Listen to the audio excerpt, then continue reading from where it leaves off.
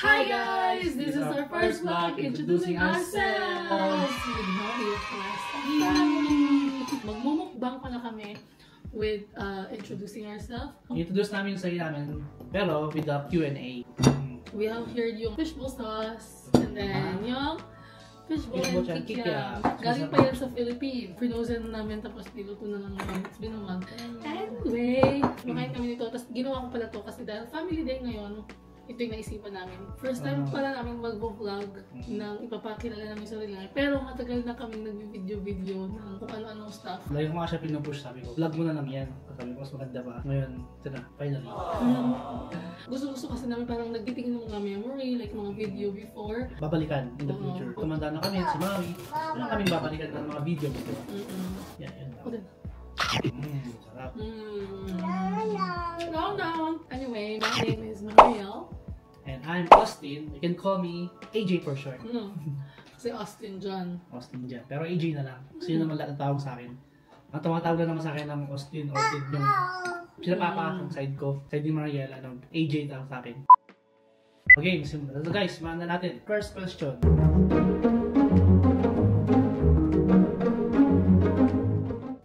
So, dito kami sa Canada ngayon. Edmonton, Alberta, Canada. Dumating ako dito as an international student noong way back 2020. I think July 2020. And then, na-meet ko siya ng that same year, di ba? Birth month mo, November. Same year. Yeah. Yes. And then ikaw, kailan ka dumating? Dumating kami dito 2013 ng May yata or June. Yeah, summer times. Kami kasi family sila sa dumating. Kami, family. Kasi nauna si Mama, tapos dumating kami dito. PR na kami kaagad. Naging immigrant na kami. 2013 yun. May or June, summer times pa. Until now, ako 11 years na ako. Ilang years ka ba dito? 5. Mag-5. No, magpa-5. Mag-5 ka na. Malabilis, di ba? Parang kaya lang kami kakilala, tapos ngayon, kasal, baby, post, 5 years na siya. Next question.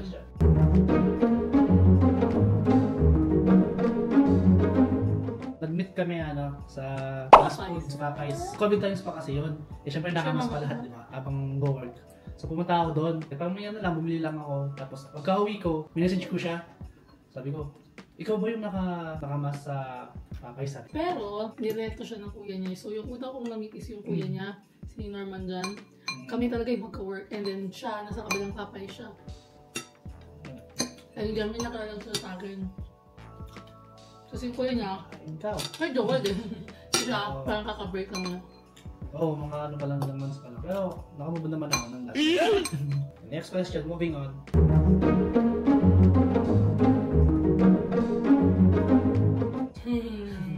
Siyempre. Kasi ganito kasi yun. Long story short, nagpasama kayo sa akin ng Christmas. Bibili kami siya ng Christmas gift para sa Tita Josie. Sa family niya. Sinama ko siya, drive ko siya sa Pinunatan Mall. Tapos after nun, minutid ko na siya ulit dun sa kanila, kay Tita Josie. Kasi doon pa siya nakatira nun kay Tita Josie. So pagkatapos ko sa kanya, ulit naman sabihin ako, sabi ko, ano yun? Sabi niya, bilisan mo ang lamig-lamig. Sabi ko, gusto ko sa'yo. Ganun ang kasabi mo sa kanya, mabilis lang. O, di ba? Kasi alam mo, sabi niya sa akin, reply niya, okay, thank you. Thank you zone yun.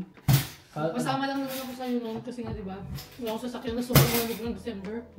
So, negative 15, tapos bibit-bit ako ng maraming na-shopping ko. Oo, kawawa ka lang. Buti na lang talaga. Nagkasama ko sa kanya kasi sobrang daming laman ng trunk mo, diba? Okay, next question.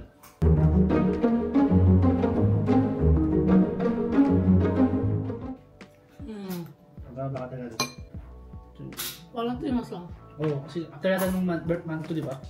So, December the week. December, February. December, January, February. 3 months. February, pinagot ko siya. February 18 to be exact. Yan. Yan yung day na mag-jowa kami. Tapos naging mag-jowa kami for how long? 1 year. Yeah, 1 year. 1 year, 2 months. 1 year and 2 months. Nagpapakain na kami. Okay, moving on. Next question.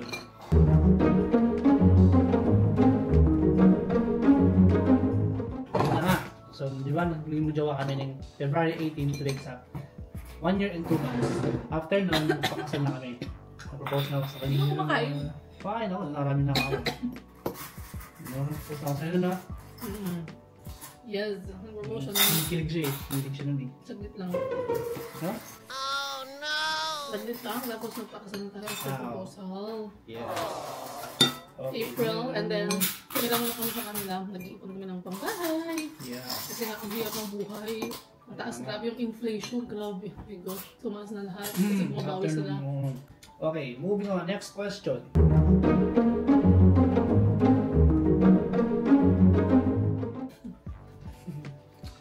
Ano propose? Ano na-propose? Alam mo ba kung saan? Oo, pero di ko alam yung word. Lugar. Propose ako sa ano? Sa... Ano ko na ito kasi? Ito kasi, nakakawaan mo ako. Imagine ko na napipicture ko na yun. Patano yung picture? Yung picture, oh.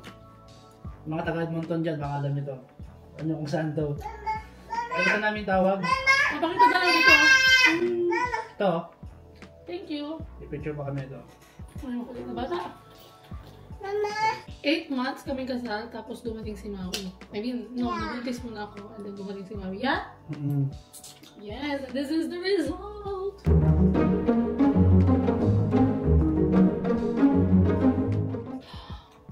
Ngayon, Wala, hindi na maalala ako. Nasa isip ko ng everyday. It's been, Ano? 1, 2, 2 years. sure ka? Hindi ko ba sure dyan, Magti-try na. Ayan, 2 years na kami sa April. April 4. 4 daw. Nakasalo, guys. April 2. 4 daw. Sige, palusot ka pa, anay. April 2, 2022. Una. 4 times 4. My God. Noong una, sabi namin, nagano pa kami dati eh, nag-iisip pa kami. 3 or 4, di ba? 3 or 4 ba yung sabi mo na? Yeah, 3 or 4. Pero nung mga tagal na, na-realize namin, 4 na lang. Kasi pag 4 yung teams mo, ano, like, ng basketball team. Babae? Paano ba puro babae? Okay lang. Saka, di ba, sabi nga nila, the more the merrier.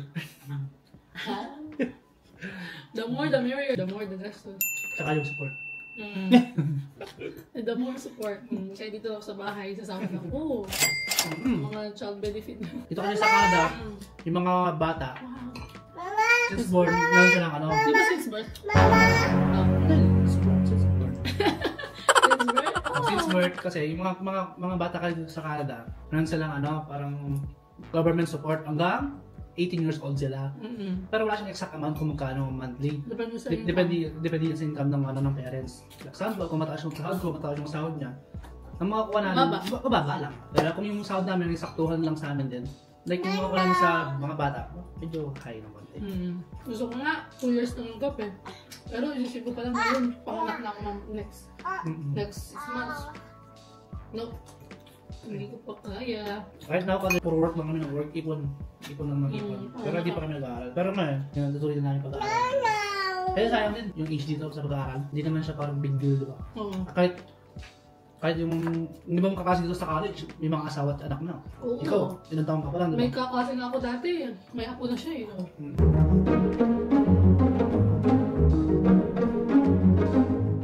Ikaw lalaki. Ako, ano, wala naman akong ano, like yung bilang sample, like gusto ko babae lang, gusto ko lang. Hindi naman akong ganun. Pero meron lang prepare. Prepare or prepared? Prepared. Tagalog kasi ay, hindi naman English eh. Kasi si Maui yun. Kasi sabi ko gusto ko sa una babae. Ito na, babae na, taan! Ako kasi puro sila lalaki ko sa kapatid. Kamukha pa kami no. Pero ako, doesn't really matter kung boy or girl, basta anak ko siya. Ako din kasi alin. Ano meron Gusto lang ko kami yung ano? lalaki ang may babae. Dada! Si Dada. Wow! Sarap.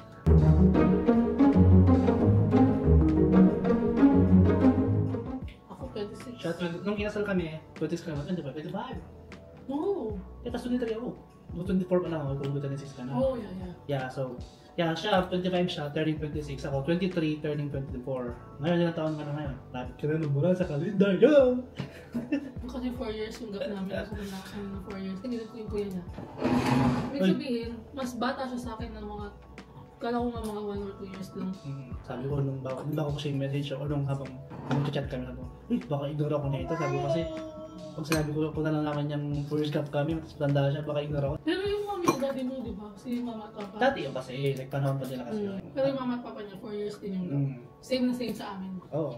Age doesn't matter. Yun. At may pangarap kayo, period. Di kami sa buhay. Yun. Yun talaga. I think yun lang guys, kasi sobrang busog na din ako kakakain ko. Yeah. Ano pa lang namin to? Merienda pa lang namin. Pero 6:30 PM na. 6:30 PM pero sobrang dilim na. Parang ano na. Kumbaga dyan sa Pilipinas, 8 or 9 PM. Diba? Kasi winter. Ang winter, sa birthday niya. So, birthday mo ba? Yeah, official Yung winter date is niya. December 21st. 21st. Pero, minsan kasi, like, October, November, nag-i-snow na. So, like, dun na kinakount pagka, once na nag-snow, nag-snowfall na yung first snow, dun na kinakount yung winter. So, I guess, yun lang for today, guys. At kung balang mga tanong, comment nyo lang. Comment nyo lang. Kung lahat ng, sagot namin. Basta comment nyo lang. Bye-bye! Here, mami, ulit ko. Bye-bye! Bye-bye! Blue kisses! Blue kisses! Nagkinakamay! And once again, we are Caballero Family!